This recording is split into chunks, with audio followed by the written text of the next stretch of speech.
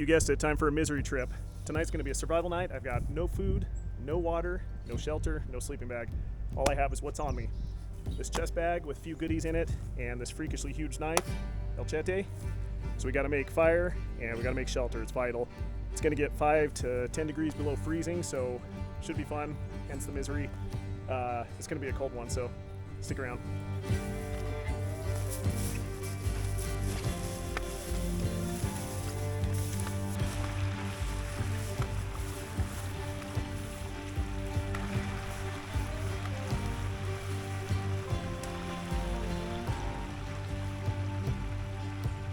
All right guys, I made it back to the stream behind me. I'm just gonna follow this around till I find a nice section of beach that I can kind of use to set up a shelter.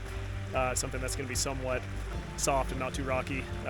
This way I have a source of water, I can filter it and take care of my water needs at least. But talk about beautiful. This is amazing out here, crystal clear.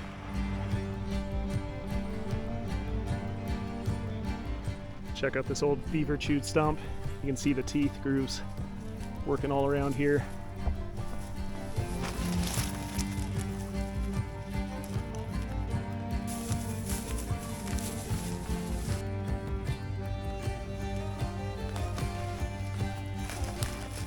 I'm not sure if you can hear that.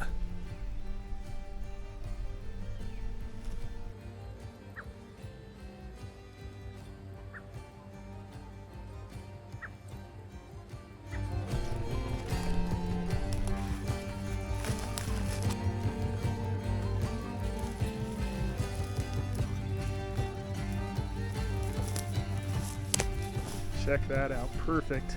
Look at that beach spot. Semi-flat. Gonna catch the sun in the morning. All right, this is the spot. This is amazing. I got this little sandbar here. It's not gonna be super uncomfortable. I can throw down some pine boughs. Everything will be good to go. And I mean, talk about that view. Got the trickling creek behind me, so killer spot for sure. Now let's see if I can get a fire going and a shelter made. All right, I already needed to strip down. I'm already getting warm and sweaty, so I'm gonna start cutting wood. That's gonna make me sweat like crazy anyways. It's just my curse. Snow, spring, summer, it doesn't matter. I'm going to sweat. So is what it is. I'll start cutting here, find some good trees to drop, and go from there. The joy of being a sweaty Yeti. All right, let's do a quick rundown of what I've got in this tack bag and what all's with me. All right, my cutting tool, El Chete by TOPS Knives. This thing's gonna be fun. Gonna do some hacking with this beast. What I've got in the tack bag. In the front pocket, I got a pair of wool gloves. Got a tourniquet, small light, a headlamp, fire starter, fire rope, ferro rod, and some little fire plugs. A little night ice twist tie over here, and in the back pocket, I have an emergency blanket. In here, I just have paracord, a little cheap poncho from Walmart, and this is what's going to carry me through. A little pocket saw and this Sawyer mini water filter. Comes with this little bag, so I'm just going to dip that in the stream, filter through here, so that's it. So for the shelter, I just need 3 long, straightish poles that I can use. There's enough laying around down here on the ground that I can use, which is nice. That way I only have to use that saw for firewood. So I'm going to try to find a couple pieces that are probably 10 foot in length and see if those will work. Just like these pieces here, this will work.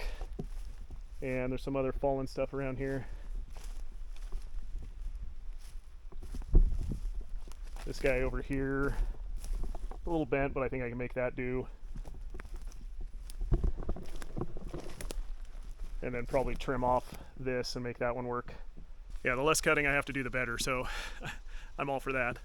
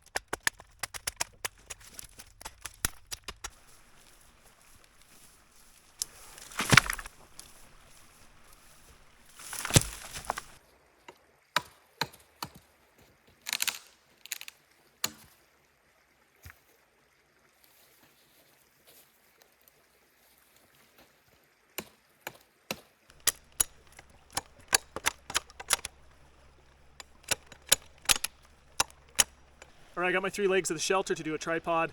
I'm just gonna lash it together with some paracord. It's gonna be rough and dirty, but it should hold.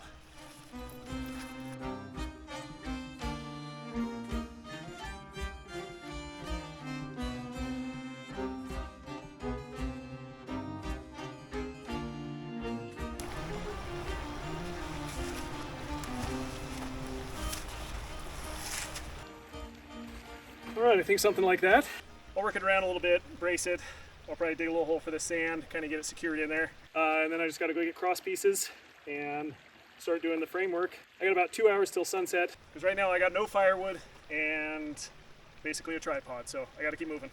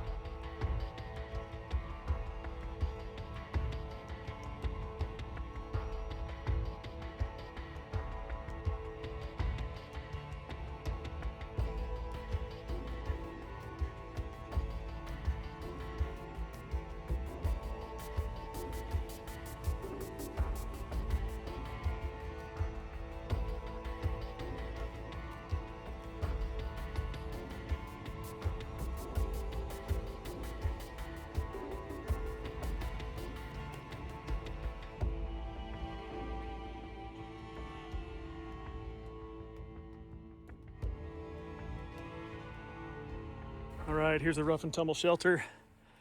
Not pretty, but I'm running out of daylight. Normally I would keep adding boughs and really get this thing bushy and thick.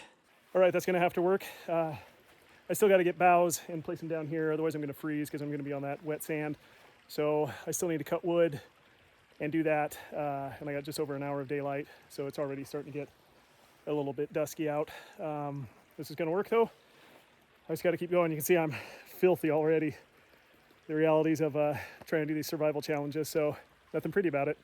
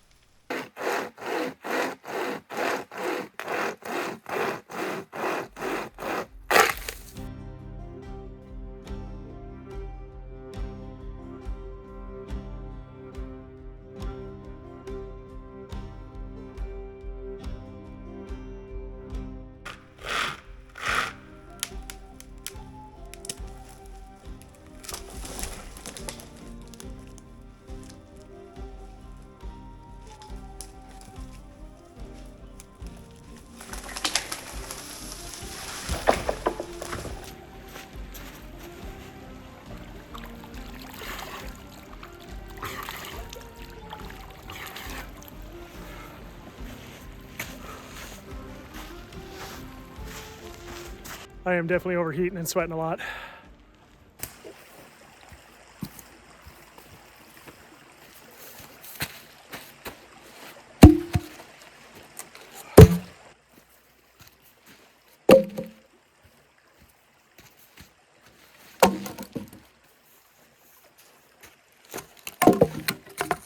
All right, now I can start setting up for my long fire.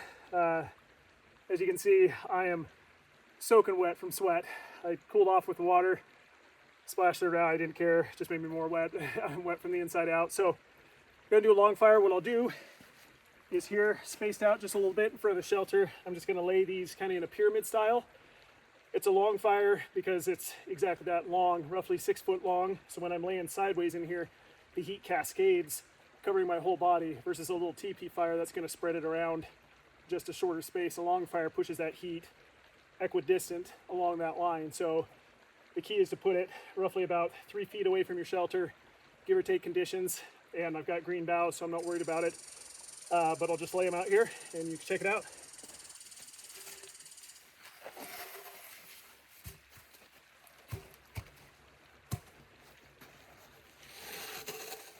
Well, you want to have 2 sturdy ones at the base and get them as close as you can together.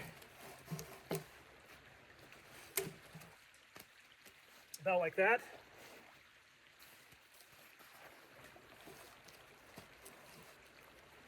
And then what I'm going to do is put some duff, some branches, some kindling all along in here, and then I'll place another log on top and then just light away and you'll see what happens.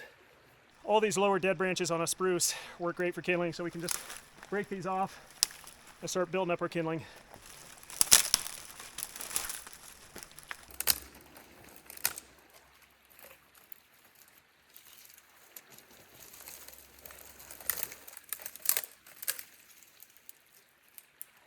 Also, it helps to grab some pitch. A lot of these pines have available pitch. You can throw that in, that'll help it take off as well.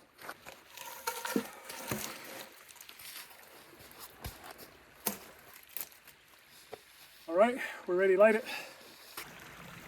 Ooh, that is some cold water.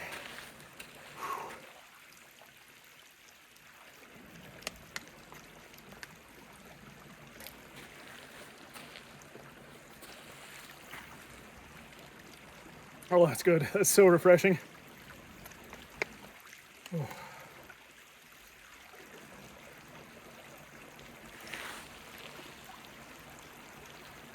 Ooh, but it's cold.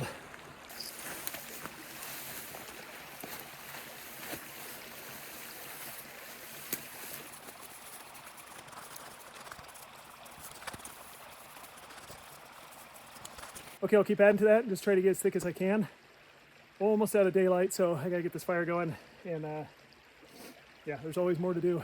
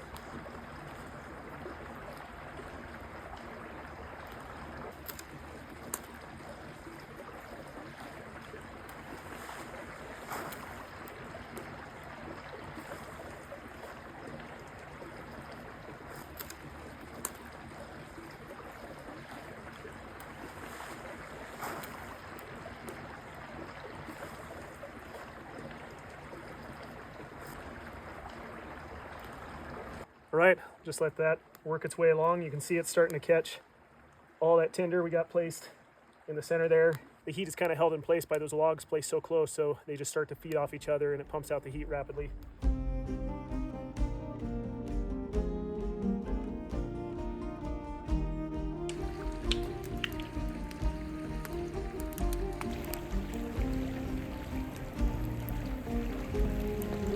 Alright guys, well, everything's pretty well squared away. Got the fire going pretty well. I definitely am going to have to go get more wood, which is terrible. I've still got a section of one of the trees I dropped I can go cut, but it's just not fun doing it in the dark. I still need to add a few more pine boughs to the bed to make it better. That was a race with the light fading so fast. It always is, just trying to get all the wood cut, get this prepped. So I'm exhausted. I'm still super sweaty on the inside, but I'm just trying to warm up and let it dry out. The wool keeps me warm, even if it's wet, so not a big deal. Temperature's just starting to drop enough to put on some extra layers. So I'm just going to relax and enjoy the fire, add to it, and then here in a little bit I'll go get some more. But you can see how the long fire is working. Just it's pumping back a ton of heat right now. I don't need to add any more. Let me spin you around, I'll show you. So you can see those 3 logs, the 2 on the base and the 1 on top. Once all that tinder caught, it just ignited that top log. So after that burns down, I can just keep adding, and they just kind of fall down, add on top of the ashes, add on top of the coals, and just keep the process going. All right, here's a shot of the shelter. So overall, pretty pleased with it. Got the little tack bag in there. I'll use that as my pillow, kind of an added bonus. But yeah, pretty close to the long fire. That heat's just gonna push inside to the dome here. And yeah, I'll go get some more pine boughs. But that's the gist of it. You just start off with that tripod and then just start adding branches and then boughs. And you can make it as thick as you need. If you need it beefier, you just use a bigger support and bigger tripod. So super quiet out. I think it's gonna be a nice night.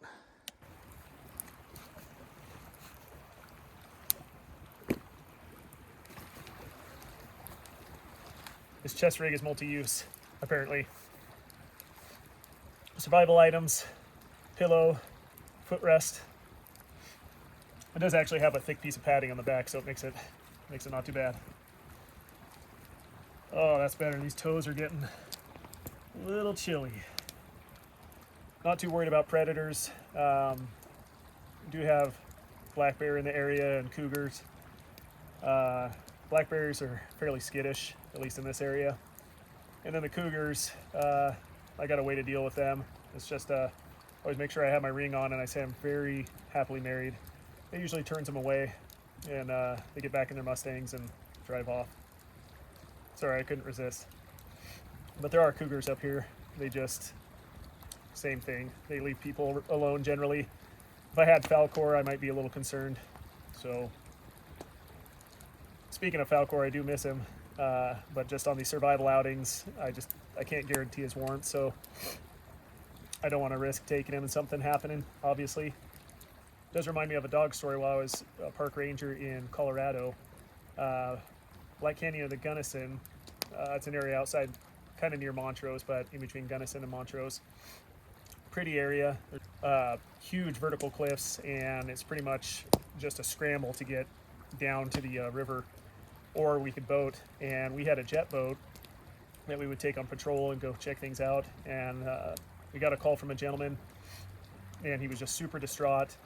He said he had lost his dog about 3 days ago. I think 3 to 4 days ago. He said it was a young black lab. I think it was only like a year old, named Rio. And he said, is there anything you can do? He got off leash, took off down the river, or on the bank down the river, and the guy was a little bit older and he couldn't pursue him. It kind of wrote him off for gone, or figured he probably just died, because it is a rough area, and that area has a lot of cougars up there. So he just figured, yeah, he probably didn't make it. And we said, well, let's give it a shot. We'll cruise down the river and call for him, not thinking we would find anything, but just to at least try, and help the guy out. And it was even more of a big deal for the gentleman because his wife had passed and somebody got him the dog right after, so it was kind of that connection. It was all he had. So just one of those bum situations. But we got in the jet boat, me and my partner started cruising around. We were just yelling every bend, Rio, Rio, not expecting anything, going horse, and went, well, we'll just go up around this last corner. We let out a big yell, Rio, and then all of a sudden we see this little black shape just wiggling ferociously on the bank, and we got closer, and you could see the lab, Rio, was just jumping up and down. He was all cut up on his leash on some debris that was on the side of the river, and just tangled, couldn't move.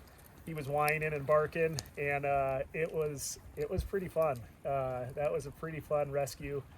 Pulled over to the shore, got him in. He was cold and scared, and we had some dog food, and he just started wolfing that down.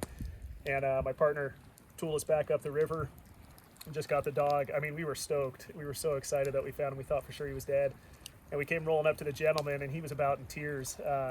He just could not believe it that we were able to find him. So moral of the story is, for you dog owners, and it's a reminder for me with Falcor, is just don't give up. If your dog goes missing, if he takes off in the woods after a squirrel or a rabbit or whatever, or there's a loud gunshot, anything, and if they're skittish and they take off, search around for them. They're pretty resilient. They can last quite a while. And they'll, I think there is that bond where they're going to try to fight to get back to you as well. So that was a fun one. I got a picture of me and my partner and the dog. Maybe I'll throw that up on the screen. So one of those good memories from being a park ranger and just being able to help people out.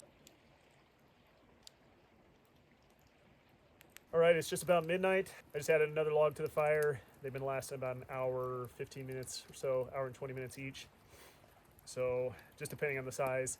Right now it is 30 degrees Fahrenheit, and it's pretty chilly away from the fire, but right here in front of it in the shelter, it's really not that bad. Just keep laying down for a little bit and then just getting up and warming myself. It's really just my back in the shelter that starts to get a little bit cold. But I like to leave layers to put on as it gets colder and colder. I don't like to do it all at once, so I'll stay a little chilled on the backside. But yeah, just gonna keep lounging. There's tons of stars out. It's amazing. I just saw a shooting star go by, big long streak. I'll take some photos, and I'll just try to post up some stills so you guys can get an idea of what it looks like. But pretty special spot. So all in all, not bad.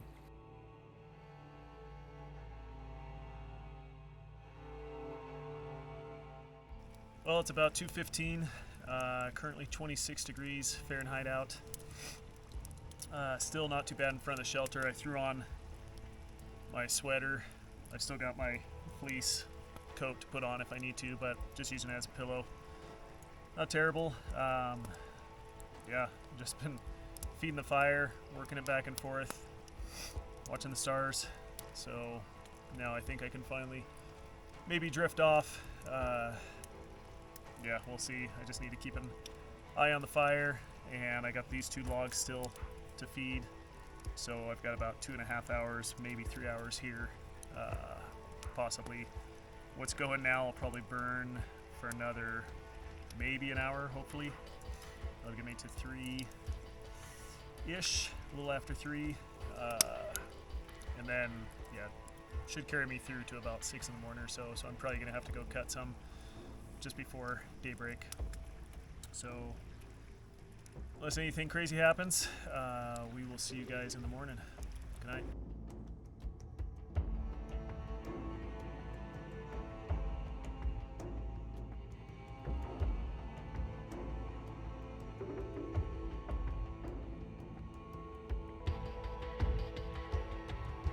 Well, no idea what that was. Didn't sound too big. I could definitely hear it walking through the grass though. So might have been a young deer or something.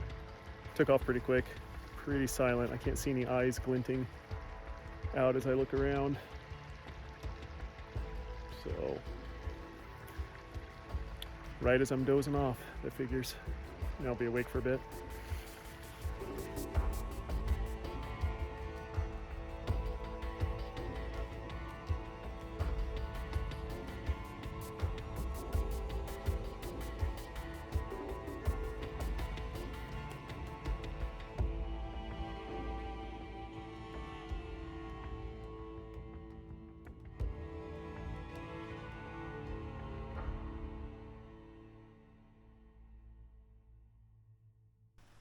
Lovely. About 4 a.m.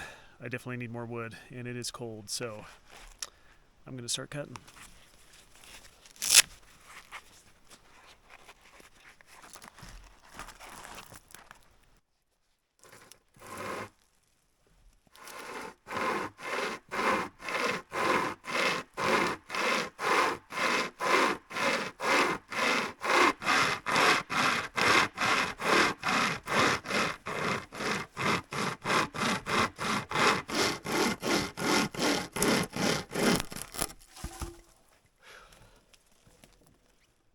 My arms are beat.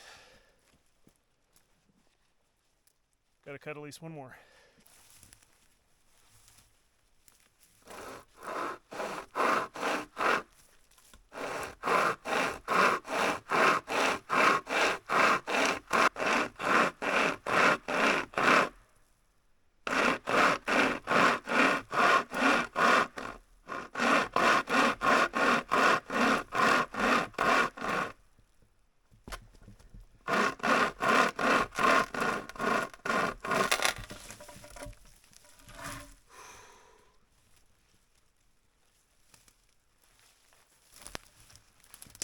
Well, it's about 4:15. Just got back from cutting these 3 guys, and needless to say, that warmed me up.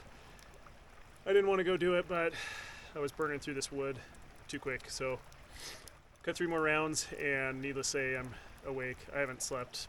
I maybe dozed off for about 10 minutes when whatever was walking around behind the shelter woke me up, and Yeah, I can't even think. I can't remember what I was gonna say. Oh, and temperature just checked is 25 degrees Fahrenheit. So these rounds should be enough to carry me through till about 7, around there, till sunrise, 7 or so, 7:30. So, because I'm done cutting, my forearms are toast from using that little pull saw. So, the fun of survival trips.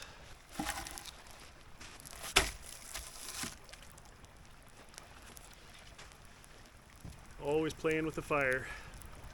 Well, I hope you guys are enjoying. While I'm thinking about it, if you're enjoying, hit the subscribe button, possibly leave a comment, and hit the like button. I definitely appreciate it, so click that subscribe. It's so annoying to say that, but it really does help the channel grow. It lets YouTube know people like it. All right, let's see what the temperature is currently. As you can see, it is 6 a.m. Still sitting at 25 degrees.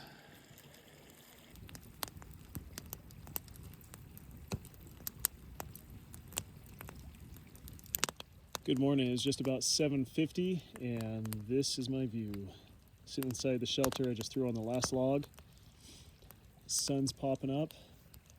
Looks like it's going to be a beautiful day. Survived the night. It was a rough one, but made it.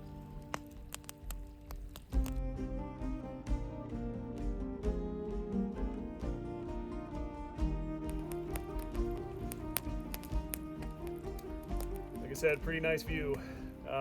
Yeah, it definitely was rough. I finally dozed off around 4:30 and just had little 20-minute naps till about 6. Yeah, right around a little after 6. So at least got in some sleep. I was just exhausted. It was a good thing I went and cut more wood because had just enough. I just threw this last piece on, watching the sunrise like I just showed you. So all in all, I'd say this was a successful trip. So I'm just going to keep warming up in front of the fire, and I am craving coffee and food, but I don't have any with me. So I'll make my way back into town and pick up some there. So pretty thirsty too. That water filter worked good in a pinch, but I couldn't really fill that reservoir very much, so I still haven't had very much water.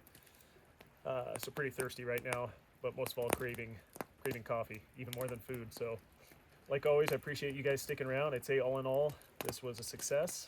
I had a lot of difficulties, but that's kind of the point, is to come out and test skills, test abilities, and see if I can make it through the night. So really, I only ended up using, I think, it was basically 5 items. Had the pocket saw, a knife, some cordage, fire starters, the water filter, and I guess a flashlight, or I mean this headlamp. So pretty good for what this little tack bag could carry. I'll put all this stuff, links to all this stuff that I have down in the description. The wool is pretty much all minus 33 wool. The black layer that you saw me wearing is from Armadillo Woolery. And yeah, I like both their stuff. They're very high quality, both of them. Great people. And that's pretty much all I use now. So, and Blackbeard Fire Starter, I always dig their stuff. So the fire starters never fail. You can see it worked in a survival situation. And this little tack bag, I have a video review of this. I'll put that up here, or I'll pop it up at the end screen. So if you like any of it, check it out. There will be a few discount codes in there. I only recommend gear that I know is going to hold up. I don't like to do just a tabletop review and show it. I like to come out and test it and show you guys what it can do in a real life situation. So that's what I do. That's what I can recommend. All of this stuff did what it was supposed to do. Kept me through the night. So I'm just going to break down the shelter, disperse it, and clean up the area. So until next time, get out and have an adventure. Thanks, guys.